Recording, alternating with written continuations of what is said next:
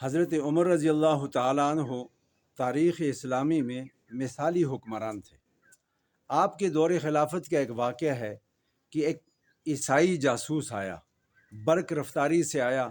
گھوڑا دوڑاتا ہوا تیزی کے ساتھ آیا۔ جب مدینہ طیبہ میں داخل ہوا، آ کے لوگوں سے پوچھنے لگا آپ کے بادشاہ کا، آپ کے حکمران کا شاہی محل کہاں ہے؟ جس سے پوچھا گیا اس نے کہا کہ یہ تیرے عقب میں دیکھ، تو دیکھ سکتا ہے، پلٹ کے دیکھ، یہ جو جھونپڑی نظر آ رہی ہے نا، جس پر کھجور کے تنے اور شاخیں وغیرہ ڈال کے کچھ تھوڑی سی چھت بنائی ہوئی ہے اور کچھ ویسی ہی پڑی ہے جس پر چھت بھی مکمل نہیں ہے، یہ ہے محل،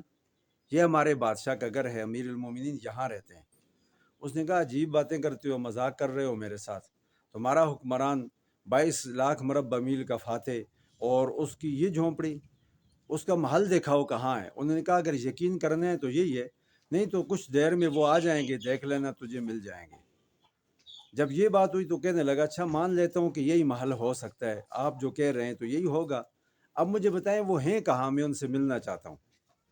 بتانے والے نے کہا کہ اس گلی سے اس طرف باہر جو راستہ جنگل کو جاتا ہے نا، وہاں اس طرف گئے ہیں، لگتا یہ ہے کہ شاید اپنے لیے کوئی لکڑیاں وغیرہ اٹھانے لانے کے لیے گئے ہوں گے، گھر میں چولہا جلانے کے لیے شاید لکڑیاں لانے کے لیے گئے ہوں گے، آپ جائیں اور دیکھ لیں۔ وہ گیا، وہ حیران ہے وہ جاسوس کہ نہ کوئی پروٹوکول ہے، نہ کوئی حفاظتی دستے تعینات ہیں، نہ وہاں پر لا اینڈ آرڈر کا مسئلہ ہے، نہ دفعہ 144 ہے، نہ کہیں شور شرابہ ہے، نہ ہٹو بچوں کی صدائیں ہیں، کچھ بھی نہیں ہے۔ وہ وہاں سے نکلا، گلی سے ہوتا ہوا پیچھے گیا، کیا دیکھتے ہیں کہ اکیلے ہیں اور وہاں پر وہ لکڑیاں سمیٹ رہے ہیں اور وہاں سے آنے کے لیے تیار ہیں۔ حضرت عمر رضی اللہ تعالیٰ عنہ کو جب اس جاسوس نے اکیلا دیکھا، تلوار اس کے ہاتھ میں تھی، اس نے کہا کہ یہیں پر ان کا کام تمام کر دیتا ہوں، ان کی شہرت کو، ان کے چرچے کو، ان کے غلبے کو یہیں پر دفن کر دیتا ہوں۔ مسلمانوں نے تو ہماری نیندیں حرام کر دی ہیں، ہمارے لیے کہیں جائے پناہ ہی نہیں ہے۔ جب یہ بات کی تو اس نے سوچا کہ حملہ کر دوں، حملہ کرنا چاہا تو شیر وہاں آگے سے دھاڑا، تو حضرت عمر رضی اللہ تعالیٰ عنہ کو جاسوس نے آواز دی، کہنے لگا میں تو آپ سے ملنے آیا تھا، آپ کو دیکھنے آیا تھا، تو یہ شیر میرے اوپر غرانے لگا، یہ مجھے میرے اوپر دھاڑنے لگا۔ تو حضرت عمر نے کہا کہ یہ تیرے اوپر کیوں غرا رہا ہے، کیوں تیرے اوپر چلا رہا ہے؟ کہتا ہے جی میں آپ کا دیدار کر رہا ہوں، آپ کو دیکھنے آیا ہوں۔ حضرت عمر نے کہا کہ یہ تو عجیب بات کر رہا ہے، تو مجھے دیکھنے آیا ہے تو شیر تجھے کیوں روک رہا ہے؟ شیر کا کام کیا ہے تجھ سے کہ تجھے روکے؟ حضرت عمر نے کہا کہ چلو میں تھوڑا پیچھے ہٹتا ہوں،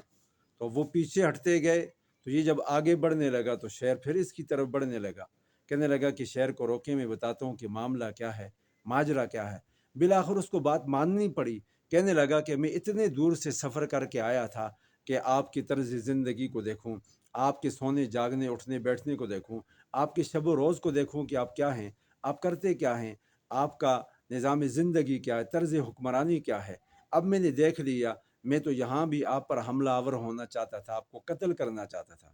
حضرت عمر رضی اللہ تعالیٰ عنہ نے فرمایا مجھے کسی حفاظتی دستے کی ضرورت نہیں ہے، مجھے دستے قدرت کی حفاظت کی ضرورت ہے، جو میرا محافظ اور نگہبان ہے۔ میں اس کی زمین پر اس کے نظام کو نافذ کر کے بیٹھا ہوں، میں زمین پر عدل و انصاف کر رہا ہوں، میں مساوات قائم کر چکا ہوں، میں سب کو حقوق دے چکا ہوں، اب بھی اس حوالے سے کوشاں ہوں کہ بہتر سے بہتر انداز کو اختیار کیا جائے، لوگوں کو سہولیات دی جائیں، عام پبلک جو ہے اس کو سہولت دی جائے، ان کے حقوق کا حل کیا جائے، ان کی پریشانیوں کا مداوع کیا جائے۔ میں تو اس حوالے سے فکر مند ہوں، اللہ کی مرضی وہ بذات خود میری حفاظت کرے، شر سے حفاظت کروائے، یا کوئی اور چیز میری محافظ بن جائے، میں تو اس کا قاصد اور نمائندہ ہوں، محمد مصطفیٰ کا صحابی اور غلام ہوں۔